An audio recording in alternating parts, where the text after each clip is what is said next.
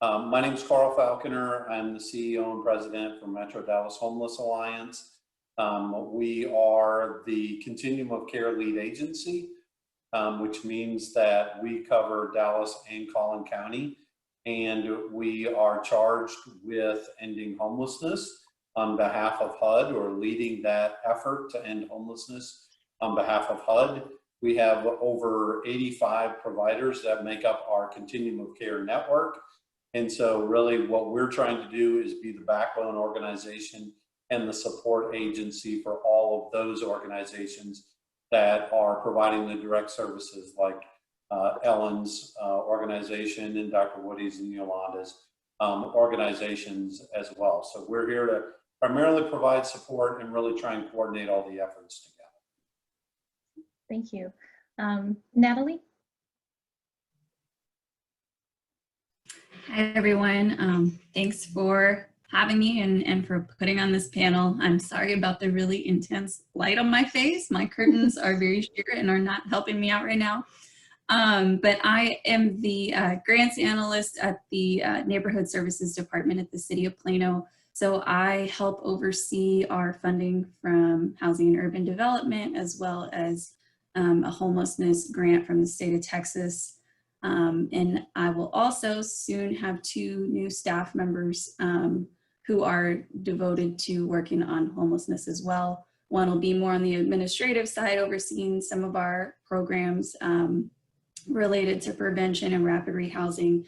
And then one will actually be a direct homeless services coordinator. So we're excited to start offering some more direct services to the unsheltered in our city who are, you know, sometimes left out of some of the programming that's available. So that's me. All right, thank you. Ellen? Sure. Hi, I'm Ellen Magnus. I'm the president and CEO of Family Gateway. And we are the MDHA, so Carl's organization, their designated access point for families with children experiencing or near homelessness. So that means we answer a helpline that comes through MDHA for families with children who need services. We assess them for their needs. We prioritize them according to urgency, and we try to help them be diverted from shelter if we can, to help them not have a shelter experience while they're homeless, and try to see if we can resolve or prevent their homelessness first. If we can't, we place them in one of the 4 area family shelters in Dallas. And we also have our own emergency shelter that serves families with children exclusively. And it would be the only one in Dallas that would serve a family of any kind. So most shelters that serve families want women and children only, no boys over 12, yada, yada, yada. And then if they do come into our care, into our shelter, then we help them secure housing, and we have our own housing programs as well. Happy to be here. Okay, great, thank you. Dr. Woody?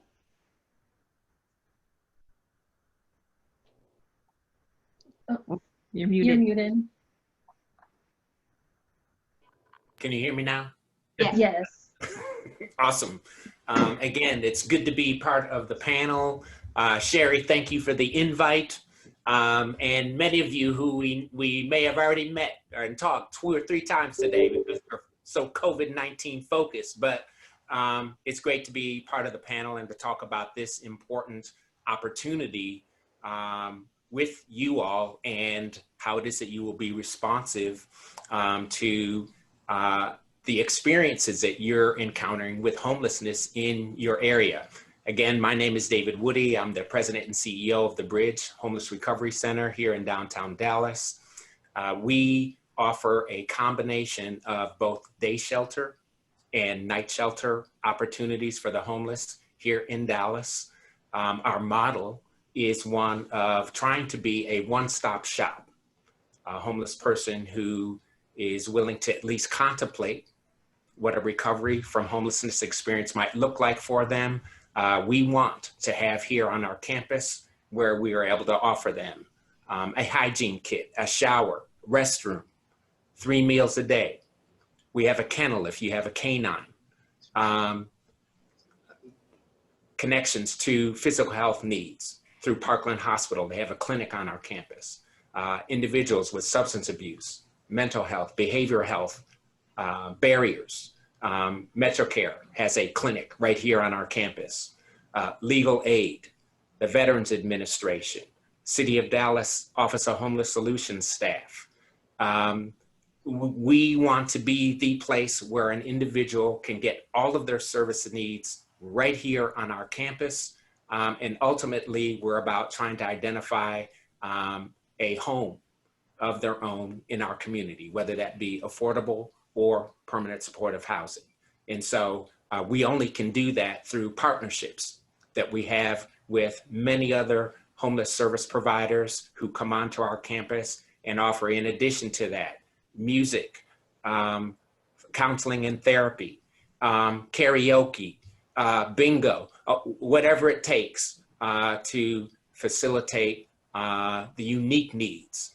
For us, just pre-COVID, nearly 900 individuals on our campus per day who are needing homeless services. And when we were thinking about early FY 20, November, December of 2019, January, February of 2020, we were seeing nearly 250 new folks to homelessness on our campus. And so, again, I'm sure we'll have some brief conversations about COVID-19 and its impact on issues of mental health. But that has changed the dynamic for all of us. And so I'll be excited to talk a little bit about that for the bridge as well. But thank you for having me. Okay, thank you. And Yolanda. Hi, thank you for having me. My name is Yolanda Williams, and I am the program manager here at CitySquare. I manage the street outreach team here at CitySquare. CitySquare, we have 14 different programs, and I won't name them all, but we range from, we have a food pantry, we have a not a law center, but we have law is another program. We have financial assistance, we have housing. We have 2 different types of housing programs. We have permanent housing and rapid rehousing. You know, we focus on the 4 pillars of health, hunger, housing, and hope to help our neighbors meet and become self-sufficient. Yeah, and we also have a clinic. Okay, all right, thank you. And then in addition to Todd and I, most of you know Sherry. She is our current and unfortunately outgoing president of NAMI North Texas. We also have Claudia Smith, who is an advocate and member of our board. Athena Trenton is the NAMI North Texas executive director. And then on the phone, we have Dr. Joseph Guillory, who is also a board member and was, I think, pretty much the main guy in getting this all kind of coordinated and pushing us to invite our community partners and get you all to this meeting. So we're having this discussion with these board members that are present. We're also recording, and so we can share that with our board members that are not able to be present. And if you guys are comfortable with it, we will share the meeting with our membership at a later date. So you can let us know if you guys are okay with that. If there's any issues with that, we won't share it, of course. Okay, let's see. Just brief little housekeeping. Unless you are speaking, we're gonna try to keep everybody's mics muted so we're not talking over one another. We do want the cameras to remain on for all of our panelists. And Todd and I will go back and forth with you all for some questions. And with Zoom, we're gonna have to just do it kind of how we did with calling on each one of you to answer those questions. All right. So for the first question here, can you briefly describe your organization, the types of service it provides, as well as your role? I know you guys already covered that, but is there anything anybody wanted to add that you didn't cover in your introduction? I'll jump in, Nicole, because I didn't really go into our programs, I realize. Okay, no problem. So at City of Plano, we have a homelessness prevention program that we've had for a very long time. It's run by our partner, the Assistance Center of Colin County. They administer it on our behalf, and we've expanded it a lot in the wake of COVID. We know that we have people living in hotels on the brink of homelessness. So when COVID hit, we worked with HUD to make sure that we could expand that program to hotels, and started making sure people stay housed there as long as they can to get through COVID if their income was affected. We also have a rapid rehousing program that we are about to start our 3rd year of that, and learned a lot of lessons in the first couple of years, and I think it is going more smoothly now. We work with City House and the Assistance Center of Colin County on that, and that's been really great, I think, for again, for our unsheltered adult population. There's not a lot of places for them to turn in Colin County. We do not have an emergency shelter. And so when we got that grant, there were a couple different conversations of how to use it, because it's not just for rapid rehousing, but we decided is the best thing that we could do is get people into housing. And so that program helps up to a year. We've served over 40 individuals since it started.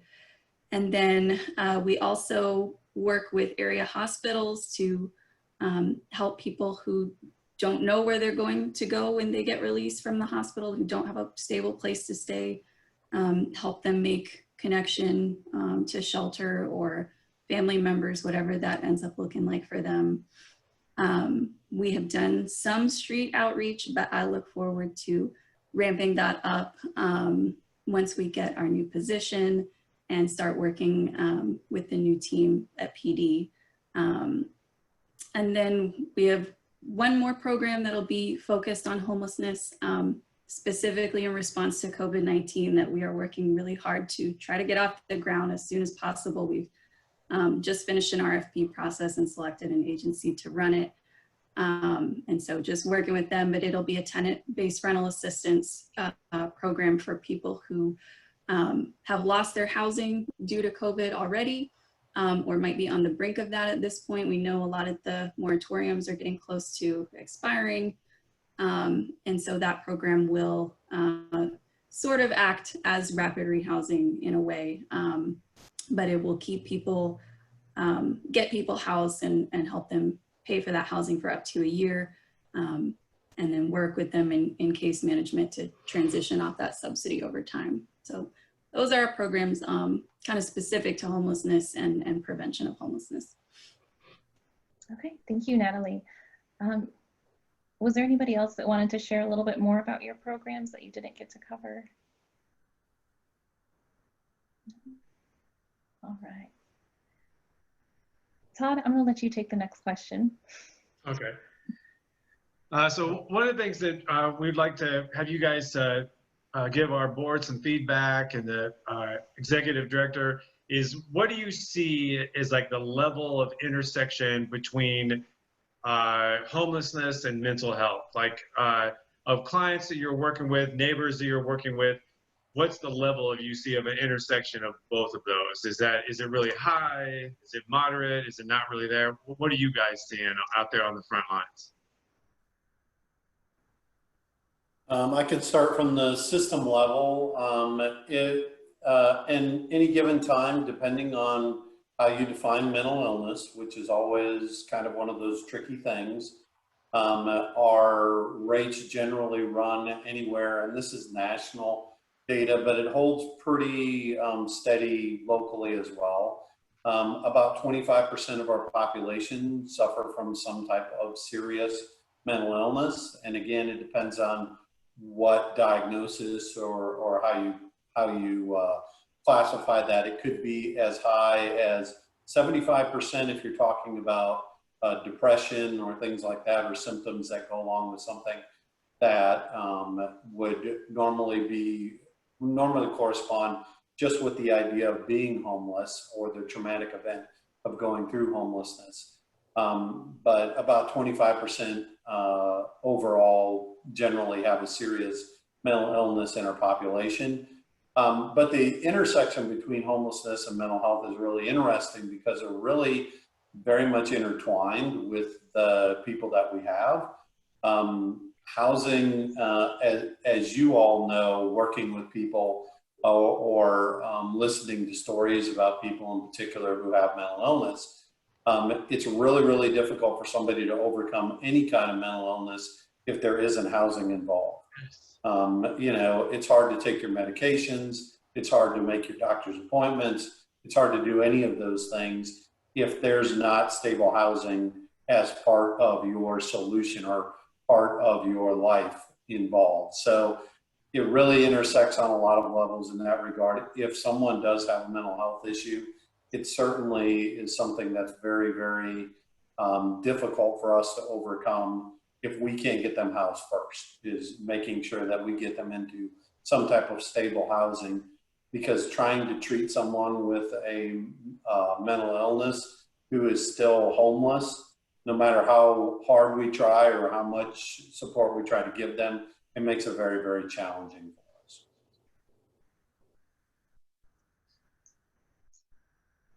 Does anyone else have anything they'd like to add to that? Like, I work with Yolanda. I attend their street outreach meetings. I've learned a lot from her and from their team when I went to CitySquare. Well, what are you seeing, Yolanda, when your team's out there? Are you seeing a high intersection there, or are you seeing some particular challenges there? Or?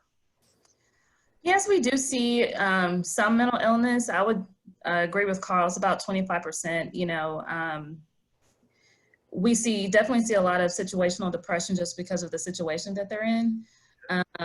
But we do see some SMIs, schizophrenia, schizoaffective bipolar disorder. And we use motivational interviewing. We try to connect them to the Metro Cares or the IPSs in order to encourage them to, you know, get on medication or take their medication. But, you know, we continue just to work with them. Yeah, I would add that Carl's numbers look right on to me as well. So about 25% sounds right. But I will say that for families with kids, what we see a lot of is trauma and unprocessed trauma that sort of reveals itself to us over time as we more deeply engage with families. So if we've got a single mom with 6 kids from 4 different fathers, what we tend to find out over time is that she had an early negative, you know, sexual violence experience as a child or a teenager, and has been trying to sort of solve her way out of that over the years by connecting with all these different men who she hoped would save her, right? So it's that story. We see that a lot. We also see a fair number of female heads of household who have been in a domestic violence shelter and have timed out, so they can stay for 30 or 45 days, and then they're not housed and they can't go home, so they end up with us. PTSD and recovery from more recent trauma as a major issue for us. So those are the 2 that rise to the top for me as pretty prevalent with us. This is David from the Bridge.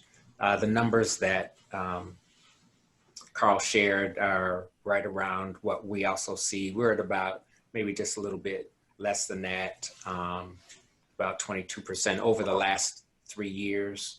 But what I would say to you is that we see, once we layer on top of that, issues of substance abuse, and we're up to about 33 or 36% of folks with a combination of mental health, behavioral health, and or substance abuse concerns. Ellen mentioned the significance of trauma. Again, here at the Bridge, we're dealing with single males and females, 18 and older, And so we see individuals, again, male and female, in respect to trauma, who are across a spectrum of concerns. Thus, the need here on our campus to have all of our staff, from safety on up to our care managers, trained in a trauma-informed care approach. Obviously, we need to understand and be responsive to the significance of trauma. We have to, on the campus, ensure that issues of safety and security are primary, and that our staff folks are also, regardless of discipline, well-trained in issues of motivational interviewing as well.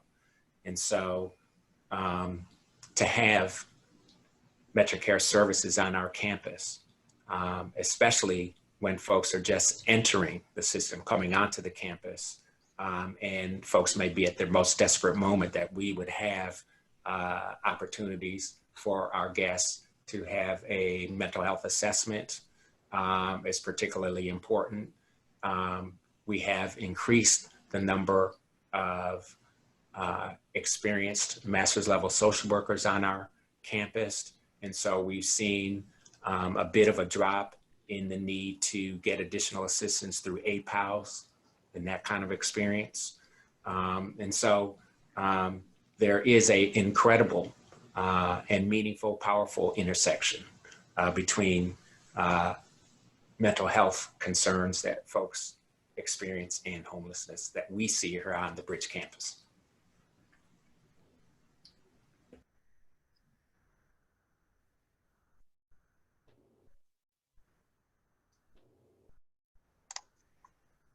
Okay. And Natalie, I'm not sure if you guys really keep track of mental illness and the folks that you deal with.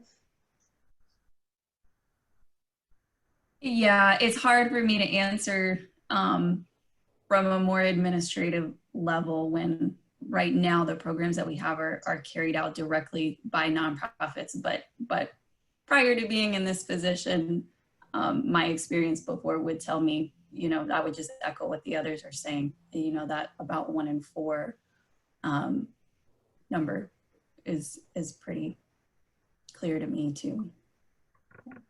You know, if I can add one more thing that we've seen that's interesting during COVID-19, one of our usual shelters to take families in closed to intake, which meant the rest of the system needed to pick up that burden. And early on, we, in discussion with Dallas County health professionals, decided to take our non-working families and keep them in our dormitory style shelter, but to take our working families and move them into a hotel because they were coming and going so often. And so coupled with that decision, plus the one shelter sort of putting themselves on pause for a while, we've seen this very interesting dynamic in the shelter, because if you think about it, the working families are perhaps a little more functional and have fewer challenges. And so the shelter, we've seen sort of a concentration now of people whose mental health issues are much more apparent because they're not counterbalanced by the rest. So we've been trying to bring in some extra resources to solve for that. But it was a pretty stark difference from our normal when we split those populations from working to non-working. Okay, and I'm gonna skip questions because I feel like this one flows a little bit more. So in y'all's experience, which areas of the county have been particularly successful in addressing the mental health needs of which areas of the country have been successful in addressing the mental health needs of the homeless population, and what has made those programs successful? I'll start again, I guess. Across the country, what I've seen primarily is places that are providing more permanent supportive housing and more housing options that are available to people who have disabilities, particularly mental illness, have been more successful. Obviously, I mean, that should come as no surprise to anybody. If you're providing more services, if you're providing those types of services to more people, then obviously that would make more sense that you would be able to do that. Some of the places particularly that I've seen, at least statistically, that seem to be doing a little better than some other places are places like New Orleans. Lately, I've seen a lot of work out of New Orleans and the permanent supportive housing programs that they've run there. Places like New York, where they have programs, particularly where Housing First programs and programs like Pathways, which has really intensive support services that go along with their housing, have been very successful. Places like Cincinnati and Cleveland, where they have really amped up a lot of the support services that go along with their housing, as well as they've been able to bring in more federal funding. But honestly, the places that I've seen that have done the best, unfortunately, or fortunately, however you want to look at it, are the places where they have Medicaid expansion. Is because they've used Medicaid expansion and Medicaid dollars from the federal government to actually supplement a lot of their housing programs and provide more services. And I say unfortunately because obviously here in Texas and even in Florida where I came from before, Medicaid expansion was not opted into for those states. And but if you look at the other states, some of them that I mentioned, they did opt into those Medicaid expansion and have been able to provide a lot more supportive services and mental health services, behavioral health services and medical services to the individuals that they're serving that are homeless as well.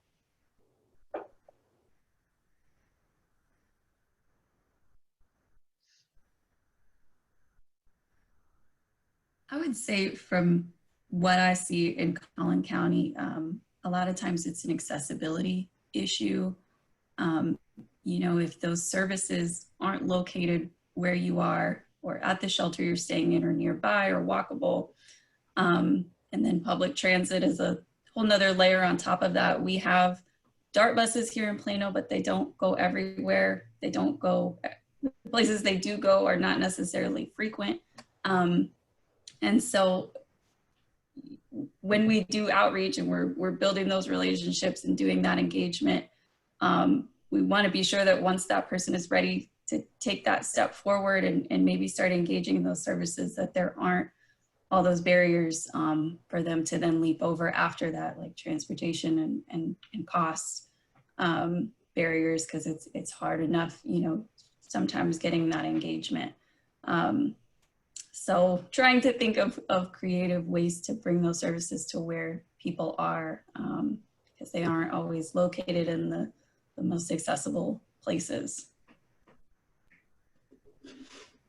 Yeah, if I can add on one thing to that as well is in our homeless response system or our continuum of care, we have to think about it actually at two levels for the services and what is going to make someone successful in accessing, like Natalie said, the mental health services.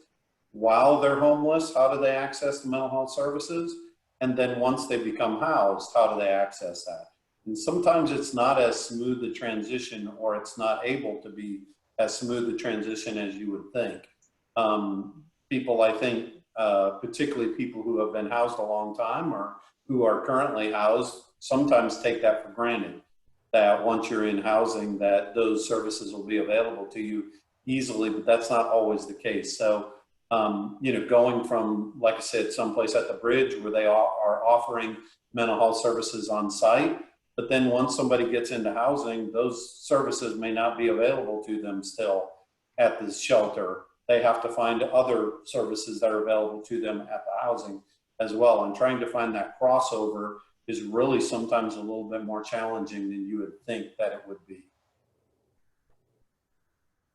Let me add to that just a bit. Again, here at the bridge, to Carl's point, it access to mental health services too often is a contributor to individuals who spill over into homelessness, because in the community which they would call home, those access to those services doesn't exist. So one of the major things I think that we offer here at the Bridge is access, and I think Natalie mentioned that. We have also added an additional layer of mental health services to our continuum here. We got some awesome funding from the Meadows Foundation to actually add 1 or 2 licensed clinical social workers to add to our care management experience that higher level of clinical therapy and counseling. There are many homeless individuals who benefit from a care management experience, which is actually brokering with that guest through the myriad of resources that are out there. But there are some individuals whose carpet may be bumpy because of the significance of major mental health trauma. And to be able to work through some of that with a clinician, and to be about, through a therapy or counseling experience, putting those kinds of experiences in a more manageable place, obviously that hopefully is going to lead to greater success once an individual is in their housing.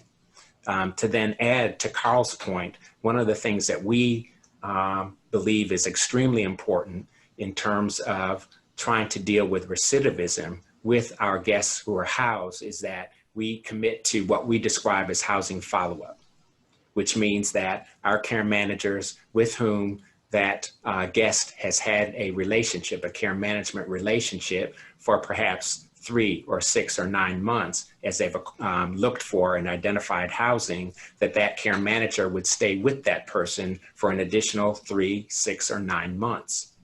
And it's through that ongoing relationship that the guest's social network in their new home or around their new home is established. Where is it that I go for a clinical counseling experience? Where do I get my medication refills? Where do I pick those up? If I'm in need of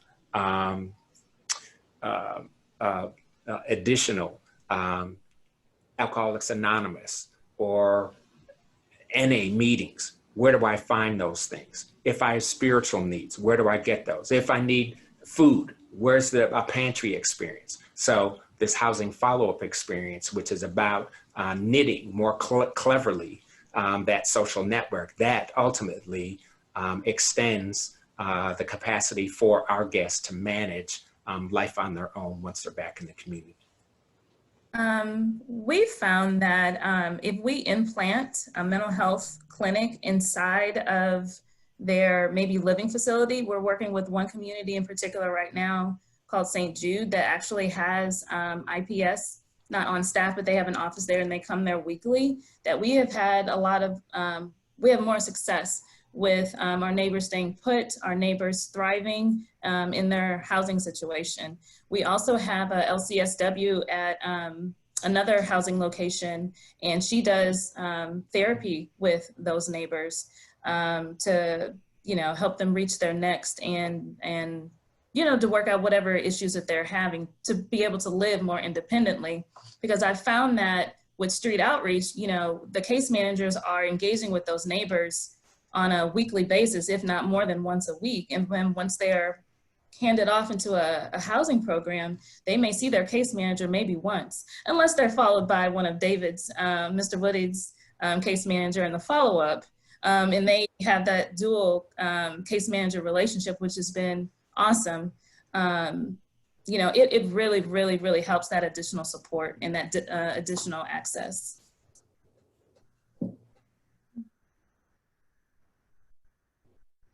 Does anybody else have anything else they'd like to add to that? Okay.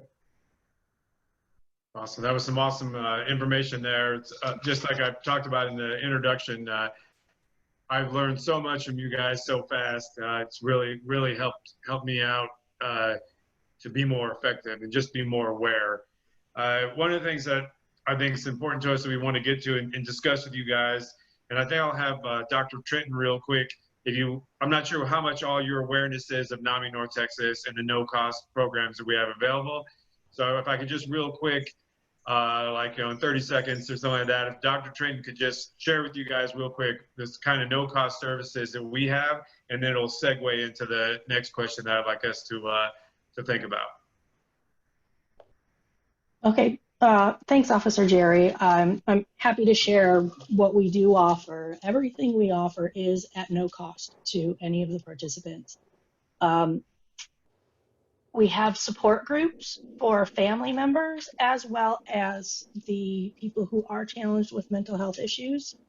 Right now, everything, as with many other organizations, everything is online right now. So part of the reason for this conversation also is to figure out how do we help the homeless people participate in our support groups when they don't necessarily have the technology. And one of my questions for all of you would be, are there facilities where they would be able to connect, or do a lot still have a cell phone where they could jump on, something like that? Because we do offer support groups once a week, Tuesdays for family members and Thursdays for the peers, as we call them, who have the mental health challenges themselves. We also have educational courses. They're anywhere from 8 to 12 weeks, depending on which course you're taking. One is called Peer-to-Peer. That is for people who are challenged with a mental health condition, and they can come, they learn how to develop their own support network. They learn exactly what's going on with them biologically, the physical implications of not taking care of yourself, not taking your medicine,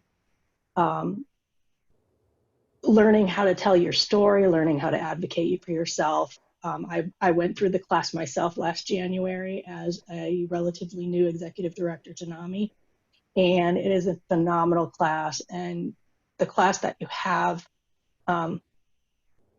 those people are your support system for life. You make that connection and you keep those connections. And we also have a class called Family to Family, which is for anyone. It doesn't have to be a family member. It can be a friend or any kind of caregiver, somebody who just cares about someone with mental health issues and who wants to figure out what they can do to help that person. And it's the same. You're finding your own supportive community with people who, other people have experienced what you've experienced, learning what resources are available in the community, and then getting involved in the community and advocacy all the way from the local individual level all the way up to the state and even the national level if you wanted to. Our third most popular class is a basics class, which is for parents of minor children who have a mental health condition. And that might be helpful, I think, especially in I'm trying to look back at the names of everybody. I don't have everybody on my screen right now, but that might be especially for Ellen, sorry, in your situation, mothers who have children who have been through trauma and trying to figure out what resources are involved. And then we just have general meetings and educational opportunities with regular programming during the month where we focus on different aspects of raising awareness, advocating, and helping people know where the resources are at. And we have at least one meeting a month. We try to have more than that, depending on what opportunities arise. And that's mainly what we've got at this point. And we're always open to developing new ideas, new relationships, developing specific programs, maybe even getting some of the people who work or use your services, training them to be maybe support group facilitators and holding a support group in, a NAMI support group in your facility. And we could look at doing something like that that's a little bit more specialized. So obviously, in an hour Zoom meeting, we're not going to be able to cover all aspects of what's really important to all of us in this. But that's a snapshot if you weren't already aware of what NAMI North Texas can offer. So when you heard that little snapshot, where would you think that NAMI North Texas and those programs from education to advocacy to support, where do you think we could be the best and greatest value to your organization? Like if you were just thinking right now off the top of your head, and we haven't got into committee about this yet, where do you think that greatest or most value could be for your organization? Where would that lie, do you think? This is David. For us, we have flirted with the experience of having peer support specialists on our campus, and our guests have really gobbled up that experience. I think it's one thing to engage a intake specialist at the front door. It's another thing to move a little bit higher and to engage a care manager or even our LCSW. But there are many who are very early in their change commitment, for whom a relationship with a peer would be awesome. And so I think for the bridge to, I think it was Athena, Dr. Trenton, excuse me, described the peer support experience. And we found that extremely valuable as we just dipped our toes in the water in terms of that. And to have someone who is experiencing mental health challenges or mental health barriers, and to be able to talk with someone who has wended their way through the experience and grow more comfortable to the extent that they could talk about it, I think would be invaluable to us, at least here at the bridge. I would agree. We here at CitySquare, we have facilitated some peer groups in regards to housing. When you're coming from homelessness into housing, what does that look like? What do you need to prepare for? All those things that we think we're preparing our neighbors for, but just to have a different perspective of, someone who's been in housing for a year. No, you need to focus on this, or please expect to do this or have to do that whenever you get into housing. And it's been really beneficial pre-COVID. Yeah. Yeah, I love the idea of some of your classes for our parents, for sure, from an educational perspective. I also like the idea, you said you were doing some online groups, were also individual sessions or just groups? We only do group sessions. We don't have anything individual. Okay. But I could see, particularly for some folks who have moved out of shelter and into housing, how they might like to engage in a group experience to continue to build. We're always trying to build community. So the more community we can build for them, the better. And then one thing that has been especially high on my list this year that I can't say I found a great solution for, so I'll just put it out there and see if any of my colleagues are worried about this too. I'm always worried about the mental health of my team. And so, especially during, this has been a really particularly stressful year with all that's been happening in the broader community, or not just with COVID, but I'm talking about what's happening in the broader community with what's been highlighted on, racial injustice and inequity, and how that has really brought up a bunch of things for many of my team. And so I'd love if there was some resource for them to get some support around that. That would be some ongoing kind of group participation. We're handling it sort of one-on-one, and of course referring folks to our EAP, but I think more needs to be done in a group setting around that.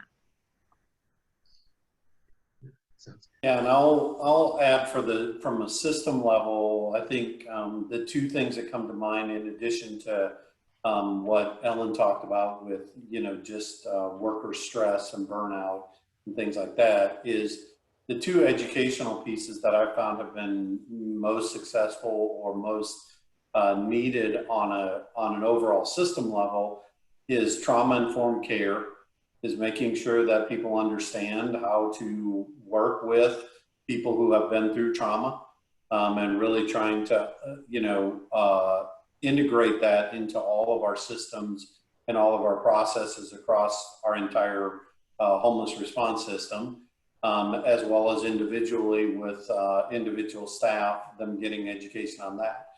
And then the other is mental health first aid, which has been a really popular thing that I've seen that has really helped people understand more about mental illness, more about medications, more about all of those things, and how to work with people who have mental health issues. Those are the two big ones across systems that I've seen, that if we could figure out a way to be able to do it even virtually to help train people across our system, I think that would be very valuable on an ongoing basis as well. Yeah, just to piggyback on what Carl said, the mental health first aid is huge. We have offered that in our department in neighborhood services to all staff. Because even though we aren't a direct service provider, people walk in our doors who are experiencing homelessness, people walk in our doors who have a serious mental illness, and you never know what you're gonna encounter. And even outside of work, I mean, it's just great knowledge to have no matter what you do for work or who you know personally. So that I was happy to see y'all offered that too. We've partnered with LifePath, but maybe we can partner with you all in the future on that.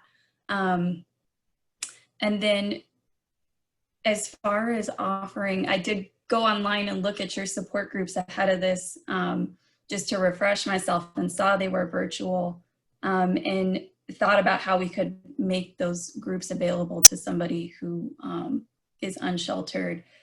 And we are starting to open our libraries back up, or we have been starting to do that. And people can actually make a reservation for 2 hours at a time to come in physically into the library and use the computer. So if somebody doesn't have a phone, that's an opportunity we could make available, and we will make available for them. And if they have any issue getting a library card, they can always contact neighborhood services. We work with our libraries to help people who are without a home get a library card and be able to access those services. One thing I would add here at the Bridge is that our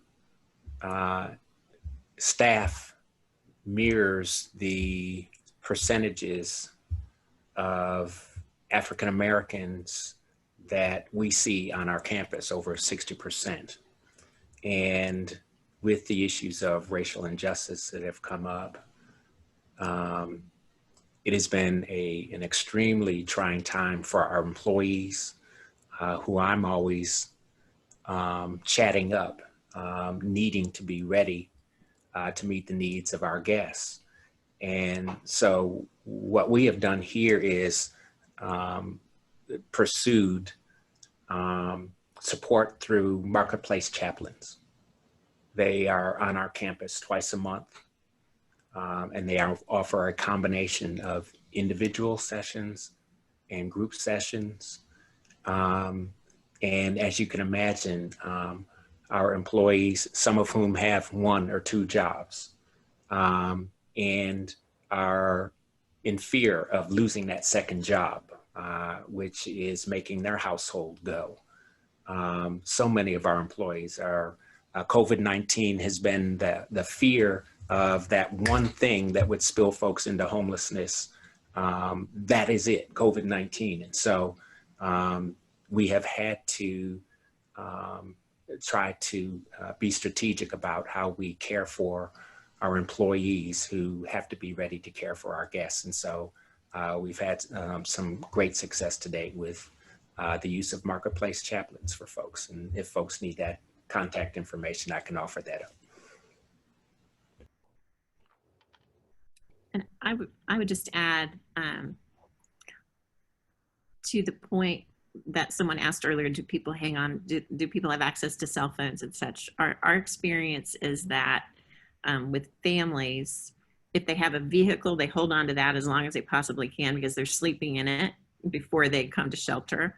And then I would say 90% plus hang on to a phone. It may be a phone that is not the same number next month as this month, but they find a way to get a phone. So at least that's our experience. That's That's a pretty common thing that folks have. Almost nobody comes in without a phone. Well, that's really exciting to hear, and it's exciting to hear from Carl about and other panelists about mental health first aid. That's something that NAMI North Texas, that we have instructors for. I'm actually a certified instructor for mental health first aid, so that's something that I could work with you guys on. Also, Officer Wendy Sheriff, that Dr. Woody knows, and maybe some other panelists know, she's also got certified with me in mental health first aid. She's our homeless liaison. So I definitely think that's something that we can partner with NAMI North Texas and you guys, and we can start helping to deliver some of those kind of resources to your staff and to the people you work with, your neighbors. That's really exciting to hear about. We want to be respectful of time. We're really excited about this. Maybe Nicole can pick one more question. I'll put her on the spot before we wrap up. But this has been just amazing for us, for NAMI North Texas. I mean, this is an amazing experience to be with like the leaders in the community, like you guys with big hearts.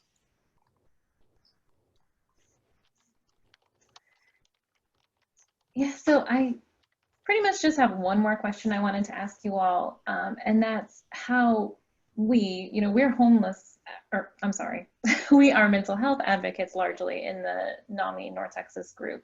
So how could we better partner with you all or other homeless service organizations to advocate and make those connections with our homeless neighbors and those that also may be suffering from mental illness? We are on the cusp of another legislative session. And I know that you all will be advocating for more mental health resources that come to communities through our legislature. And so I'm here to offer the experiences, background, guest stories, whatever you need to advocate or to help you to advocate for increasing resources for mental health services here in North Texas. You just need to call me. We can make it happen, and our stories will be powerful. So just let me know how we can help. But that advocacy, how can we help to continue pushing for more resources? It's dramatically needed in this area. Likewise, I think any of us would be delighted to support you in any way that we can to help that fight. Absolutely. You can call us pretty much all the time. Todd knows. Yeah, and to that point, and to add to that, we're creating some legislative priorities for our continuum of care as well. And what we'll do is we'd like to share them with you so that where you see the intersections, things like Medicaid expansion, which we talked about.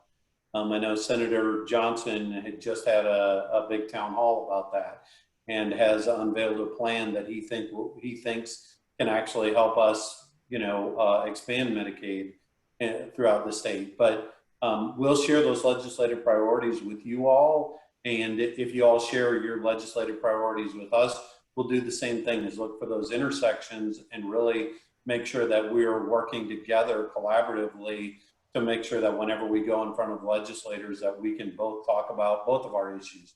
Because as you've seen, they certainly intersect with each other. And there's a lot of places where we're going to be talking about the same people, and we're going to be talking about the same needs for North Texas in particular. I would also invite you all, especially with us being on the cusp of a legislative session, to come speak to the Collin County Homeless Coalition meeting. I think there are a lot of passionate people there, and sometimes just that extra push, when it comes to picking up the phone, writing letters, sometimes people just need a little reminder about what might be on that legislative agenda or what exactly should they say. I think that would be a nice little refresher for that group, and I'm happy to connect y'all, and Nicole comes to those meetings too. So thank you. Well, we really appreciate your guys' time. You're some of my favorite people, so I could keep talking another hour to you, but we want to get on to our evenings and respect your time. But one of the things really important to us to end with at NAMI North Texas is, we want to have these conversations, but we want to produce meaningful results and change. So help hold our feet to the fire. We want to work with you guys. We want to partner. If it looks like we're not getting results, let me know about it, and we'll get those results. Dr. Trenton feels the same way, but I really appreciate your guys' time. This is really meaningful for us. Thank you. Thank you for having us. Our pleasure. Thank you. Yes, Absolutely. thank you. Bye all. Bye, Thank you everyone. for joining us.